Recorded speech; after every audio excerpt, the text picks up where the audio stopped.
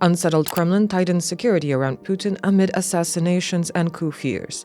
This was a recent CNN report citing European intelligence agencies.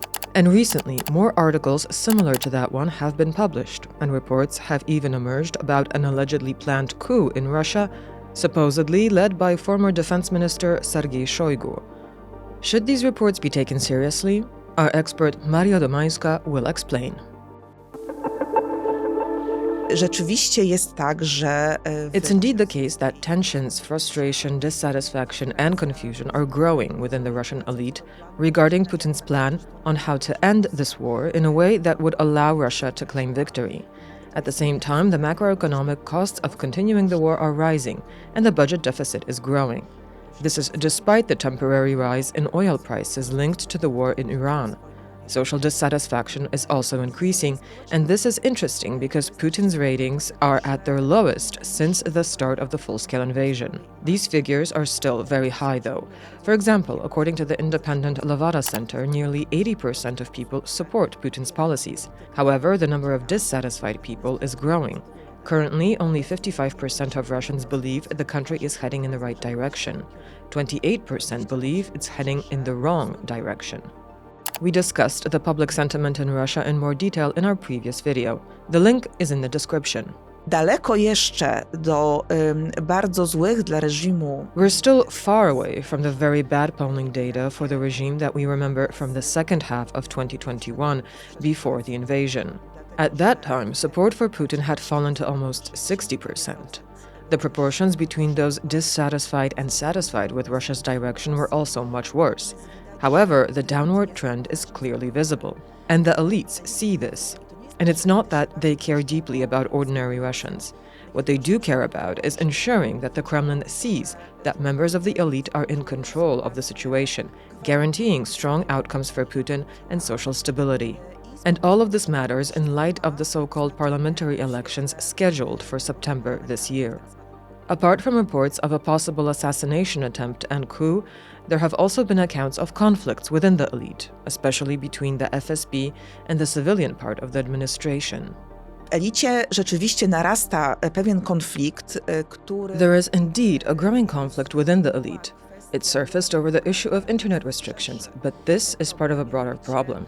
Namely, there are conflicting interests between the security sector, the so-called siloviki, above all the FSB, which has Putin's full backing when it comes to repression, blockades, isolating Russians from the outside world, and surveillance, and the interests of the government's economic bloc and the central bank, because they are responsible for economic performance. And there are also the propagandists, who need to use the internet simply to spread lies and ensure public support for Putin's policies. The division of economic influence is also, of course, another field of conflict. We discussed what these mechanisms look like and also who the current interest groups within the Russian elite are in our video, The Who's Who of Putin's Inner Circle in Russia. W miarę jak sytuacja gospodarcza i finansowa się pogarsza, As the economic and financial situation worsens, the pie to be shared gets smaller, and the elite influence groups and clans are fighting ever more fiercely for money and assets. We are witnessing a massive redistribution of assets, and this is generating many conflicts. Nearly every day, the FSB arrests some representative of the elite, and at various levels. This is the so-called fight against corruption, but in reality, it is about ensuring that assets flow into the right hands. It is clear that all these tensions, which have always existed in the system, are not only intensifying, but there is now a new quality to them. The crisis is structural, and there is no longer any way to neutralize its effects. There are no tools Russia could use to get out of this situation, and the situation at the front is not favorable for Russia. Economically, things will worsen, and society is becoming increasingly irritated, not only by the rising costs of living, but also by the fact that through this ideological tightening, citizens are being deprived of the ordinary tools of daily life, such as the internet, especially in large cities. And there is no way now to reverse these unfavorable trends. Okay, but how does all of this relate to reports of a possible rebellion? Could such a coup really happen? To nie jest jeszcze sytuacja na tyle katastrofalna, żeby elity mogły poważnie myśleć. This is not yet a situation catastrophic enough for the elites to seriously consider such a radical move. This is because most elites, especially the key influence groups, are still gaining more from the war and the regime's policies than they're losing. There is still practically no alternative to Putin. And there continues to be this mindset: if not him, then who? Besides, the elites are aware that they are under FSB surveillance, that they are being wiretapped and watched. If the idea of a conspiracy were to emerge somewhere among the elites, the European intelligence agencies or the foreign media would certainly be the last to learn about it. What is true, however, is that all these intensifying symptoms of tension and crisis will most likely continue to worsen over the coming months and years. And under certain conditions, they may indeed lead to a power crisis, perhaps even an attempt to remove Putin from power. But these are scenarios for a more distant future. These media reports may, however, also have a second layer, especially since their sources are often Western intelligence agencies. Tu się przyznam, że kiedy zobaczyłam te doniesienia zachodnich mediów o spisku z udziałem Szojgu, I have to admit that when I saw these reports in Western media about a conspiracy involving Shoigu, who is now a very weak figure within the system, having effectively lost his power base, my first reaction was, well, this is just an effective disinformation operation aimed at the Putin regime. Because all information, whether more or less credible, that shows the regime as weakening or disintegrating, reports of real or imagined plots against Putin's life, disloyalty among members of the elite, all of this weakens the image of the regime and Putin's image in particular. And this is a very important component of his strength. Everything that weakens the Putin regime, that diverts resources away from the war toward extinguishing internal political problems, serves European security. It not only weakens Russia's ability to act aggressively abroad, but also discredits the idea of war in the eyes of both the elite and society. The risk associated with such media leaks, however, is that someone on the Russian side may at least partially be steering them. And given what we know about Russian influence operations and disinformation campaigns, we can infer that such leaks may not only reflect internal struggles within the Russian elite, but may also be an instrument for manipulating Western decision-making.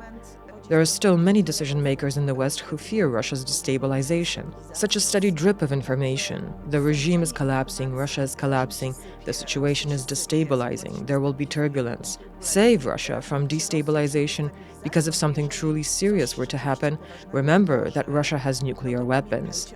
And this is a very effective scare tactic against Western elites. That was exactly the case during Prigozhin's rebellion. Many in the West feared instability in Russia. Więc o ile część z tych informacji o rzeczywiście ostrych... So while some of this information about genuinely sharp tensions is certainly credible, and more credible reports will continue to appear, we must always keep in mind that certain media leaks, certain information from pro-Kremlin sources, from immigrants, from the elite, from the media, or supposedly from intelligence services, may serve to manipulate the West and preserve the Putin regime. Ultimately, they may serve to force the West to accept peace in Ukraine on Russian terms, so that Russia supposedly does not collapse, disintegrate, or suffer some catastrophe that would allegedly be even worse for Europe than the current war. The structural problems Russia faces are a fact. Our experts describe them extensively in the report Russia's Vulnerabilities: How the West Can Exploit Them and Win the Systemic War. But is the situation serious enough? And could it force Putin to make concessions and withdraw from the war? Myślę, że Putin nie zgodzi się na... I think Putin will not agree to end the war on anyone's terms but his own. In my view, Putin is the only figure in the Russian elite who is 100% a hostage of this war. That is, not only his image, but his power, his survival, his physical survival, depend on whether he can position himself as victorious. What's interesting is that among comments on his speech at the Victory Day parade on May 9th, many media outlets highlighted one sentence in which he said that the war was moving towards its conclusion. And everyone who pointed this out seemed to suggest that perhaps Putin is ready for peace, ready to abandon the war. I don't believe that, primarily because that would be far more dangerous for Putin than continuing the war under current conditions. It would immediately raise very uncomfortable questions for both the elite and society. For what cause have 350,000 Russians died? And these are, may I add, confirmed figures. And hundreds of thousands more be wounded? What were all these sacrifices for? I suspect his ratings would immediately drop sharply. Many people would be glad that the war had ended, but that positive effect would likely be temporary. This single sentence must also be viewed in the context of the rest of his speech, because elsewhere in that same speech he said that there was no military equipment parade on the Red Square because the military equipment and the Russian army is engaged in crushing the enemy at the front. Crushing the enemy at the front, that is his real objective. His advisor, Ushakov, also said that Russia's condition is the withdrawal of all Ukrainian forces from the Donbass. So there is no evolution in Russia's position here. There are only certain confusing, manipulative shades and inconsistencies. Until Russia is forced into a clear retreat at the front, or until the economy and state finances are in genuinely dire condition, I do not expect Putin to sincerely want peace. For Putin, peace or pretense of peace negotiations would also serve only one purpose: to soften Western solidarity with Ukraine, to force certain concessions at Ukraine's expense, and to secure sanctions relief. Putin has not abandoned his strategic goal, which is the defeat of the West and ultimately the dismantling of NATO as an alliance and the disarming of the European Union. Therefore, any such performance of goodwill aimed at rolling back sanctions or achieving a political reopening towards Russia would serve solely to strengthen this regime, rebuild its potential, and then use that renewed potential for another, likely stronger escalation against Ukraine, but also against Europe. Any premature concessions would therefore be very dangerous for European security. Thank you for watching. If you liked this video, why not watch our other stories about Russia on screen now? And don't forget to subscribe.